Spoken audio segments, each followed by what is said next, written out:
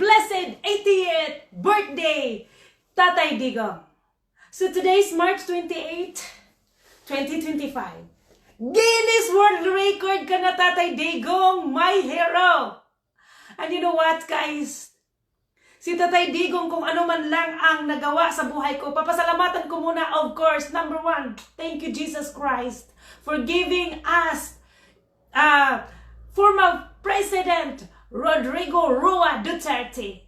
Thank you, Lord. And happy 80th blessed birthday, Tatay Digong. Tatay Digong, I will show to the world kung ano ang nagawa mo sa buhay ko. Una, Tatay Digong, ako po ay victim. Victim po ako ng ex-husband ko po, drug addict. Siya po ay nakulong. At siya po ay nalabas na. Thank you sa iyong administration, Tatay Digong.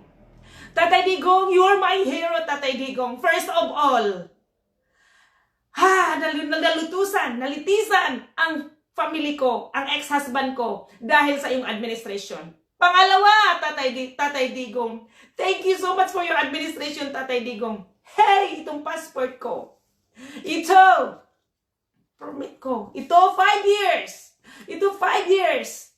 Ito, 5 years. Ito, Tatay Digong, 10 years. Happy blessed 80th birthday, Tatay Digong, from Iladet Arc.